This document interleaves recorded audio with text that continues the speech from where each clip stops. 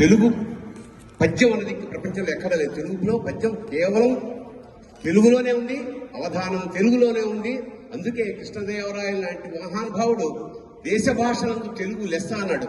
ఇప్పుడు నేను హంస వింశతి అని 18వ శతాబ్దానికి సంబంధించిన ఏకైక కావ్యాన్ని మా బాలకృష్ణ గారికి, బోలా బాలయ్యగా నేను పిలుచుకునే మా బాలకృష్ణ గారికి ఇస్తున్నాను. ఆయన చేతులతో దీన్ని ఆవిష్కరిస్తే ఇది ప్రపంచంలో ఉన్న తెలుగు వాళ్ళందరికీ చెప్తుందని నా మనస్ఫూర్తమైన విశ్వాసం.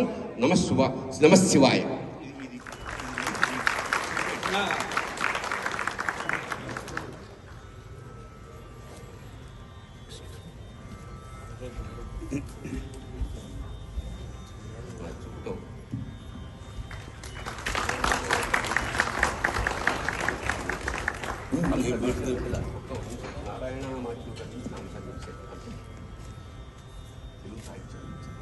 అందరికీ నమస్కారం.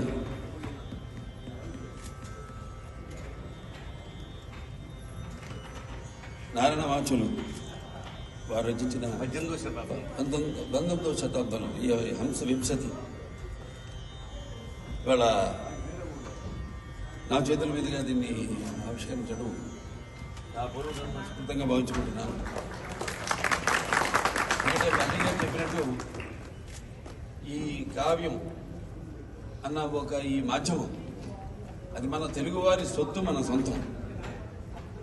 ఎన్నో అద్భుతమైన అన్నారు. శ్రీకృష్ణదేవరాయలు అన్నారు, సాక్షాత్తు శ్రీకృష్ణదేవరాయలకి సెలవిచ్చాడు శ్రీకాకుళంధ్ర మహావిష్ణువు ఈనాడు. ఆ మొదల స్వాప్నిక సాధారణంగా అవతరించింది ఆంధ్ర మహా కవిత్వం ఆముక్త మాల్యద. కృష్ణదేవరాయలుగా సాక్షాత్తు ఆయన అన్నగారు జీవించారు. చాలా సంతోషం, మంచిది. ఎందుకంటే ఇప్పుడు సరే మనం చదువుతాం, మన పిల్లలు కూడా ముందు విడమరిచి అంటే బట్టియం అంటాం. అదే ముందు అసలు ఏదైనా వేదమైనా సరే, కావ్యమైనా సరే, పిల్లలకి ఇప్పుడున్న తరానికి కొంచెం అర్థం చేసుకోవడం కష్టం. అది ముందు మనం వేద పాఠశాలలో జయించేవారు. ఏంటంటే ఒక వేదం కానివ్వండి ఏదైనా అది ముందు బట్టియం, ముందు మనం చదివి దానికి అర్థం చెప్పి సినిమానే అంతే. ఇప్పుడు భక్తి అనేది 9 విధాలు. అందులో ఆ రోజుల్లో మన లిపి లేదు. లిపి లేనప్పుడు దాన్ని దర్శించేవారు. దర్శనం అంటారు. దర్శనం అంటే కనపడదు. ఓంకారం తమ పరబ్రహ్మ సర్వ ఓంకార సంభవం అఘోరకార మాంతాయ ఓంకారాయ నమో నమః. ఆ ఓంకార శబ్దం నుంచి పుట్టింది మన వేదాలు కానీ ఇవన్నీ. అప్పుడు లిపి లేదు. ఒక ఆయన అది దర్శించేవాడు. ఆయన అంటే ఆయన స్మృతి, ఆయన జ్ఞాపకం. ఈ రోజుల్లో మనం కంప్యూటర్లు అయ్యి అనుకుంటున్నాం. ఇప్పుడు ఏఐ ఆర్టిఫిషియల్ ఇంటెలిజెన్స్ అంటున్నాం. అప్పుడే ఉంది మన దగ్గర.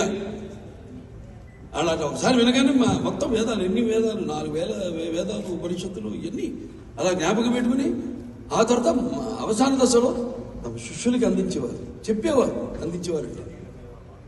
ఇంత చిన్న బుర్ర, అందులో మరి అంత నిగూఢమైన వేదాలు వీటిలన్నిటి కూడా గుర్తుపెట్టుకుని మళ్ళీ అవసాన దశలో నెమ్మదిగా లిపి రావడం, దాన్ని మళ్ళీ నెమ్మదిగా ఆ రోజుల్లో ఈ ఆకుల మీద వాటి మీద వాటిని రాయడం, ఆ తర్వాత నెమ్మదిగా ప్రింటు. అదే అనిపిస్తుంది. ఒకసారి మన ఆయన ఆదిపట్ల ఆయన పేరేంటి, మన అది కాదు ఈయన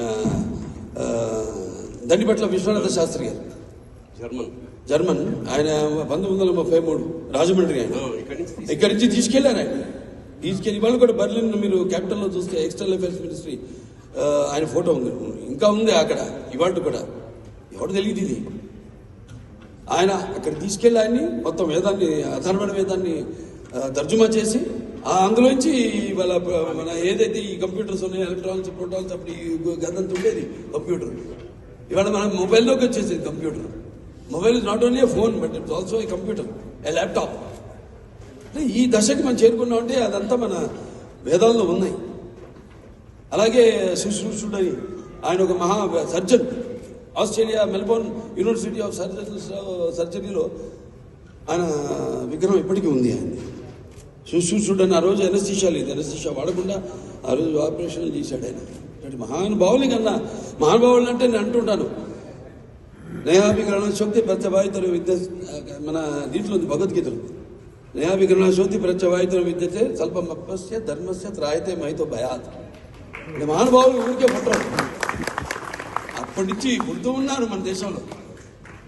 కానీ వాళ్ళంతా ప్రాచుర్యంలో లేరు, మన దౌర్భాగ్యం. కానీ ఇలాంటి NATS, North American Telugu association ఇదో 8వ ఈ ఉత్సవం జరుపుకుంటున్నారు ఇవాళ. నేను ఇది 3వ ఉత్సవానికి ఇప్పుడు ఇక్కడికి ఇచ్చేశాను.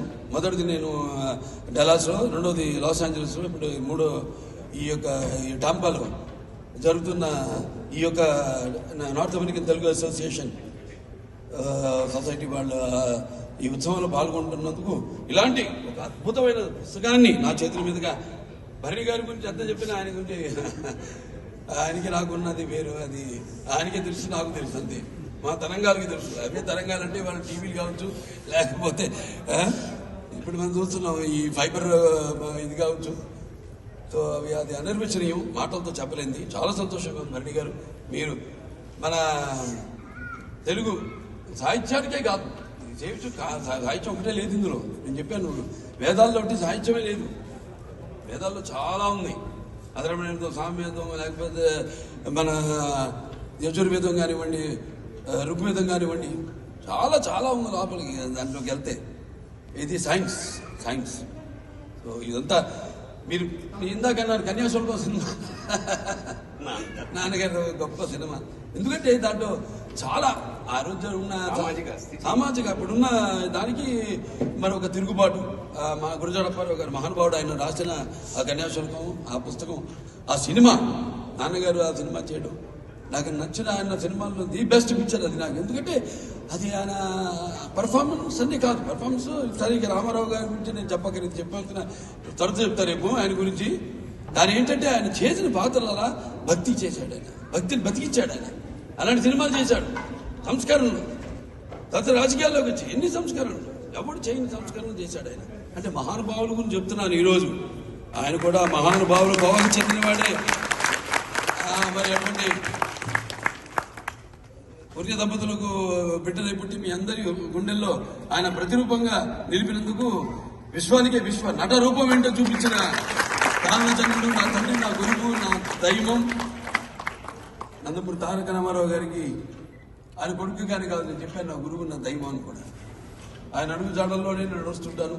ఇటువంటి పుస్తకాలంటే నాకు చెవి కోసుకుంటా, ఇటువంటి పుస్తకాలంటే.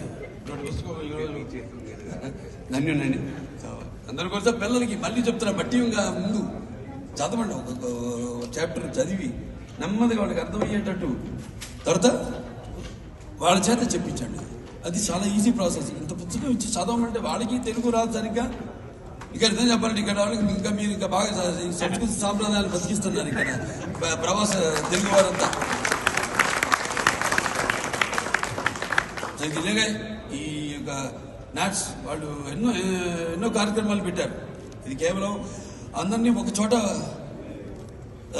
పొందుపరచడమే కాదు, ఒక వేదిక మీదకి తీసుకురావడమే కాదు, దీని వెనకాల మరి ఎంతో కృషి. ఇటువంటి మన ఆచార సంప్రదాయాలు అయితేనేంటి, ఎంతోమంది ఇచ్చేశారు ఇక్కడ. నటీనటులు అయితేనేమి, లేకపోతే కవులు అయితేనేమి, అందరూ రకరకాల ఈ కళల్లో చతుషష్టి కళలకు గానం చేయడం మన భారతదేశం. ఆ కళల వెలుగును ప్రపంచం నలుమూలలో ప్రతినింపజేసి మన దేశ ఔన్నత్యానికి కాపాడడానికి పాటుపడిన ఎంతో మహానుభావులు పుట్టిన మన దేశం నిజంగా కళాకళ దేశం అని చెప్పుకోవాలి. నిజమే, కళ గొప్పదే, కళకు చావు లేదు, అది నిజమే. అదే ఇది. ఒకసారి అయ్యా, 18వ శతాబ్దంలో అయ్యలరాజు నారాయణ రామాచార్యుడు రాసిన ఎన్సైక్లోపీడియా, ఇందులో లేదండి. పక్షుల గురించి, పశువుల గురించి, ఎన్ని రకాల ఇవి ఉండేవి, అపరాలు ఉండేవి. అంటే బియ్యం ఎన్ని రకాలు, 128 జాతుల బియ్యం గురించి రాశాడు. ఇది గనక పోతే మళ్ళీ తెలుగు నాలెడ్జ్ పోతుంది. అందుకని దానికి సమర్థుడు. పద్యం అంటే ఇష్టం, తెలుగు అంటే ఇష్టం. గోలా బాలయ్య గారి అమృత హస్తాల మీదుగా హంసవింశతి రిలీజ్ అవ్వడం నా పూర్వజన్మ పుణ్యంగా భావిస్తూ శుభం భూయాత్ శివోహం. ధన్యోస్మి స్వామి, ధన్యోస్మి.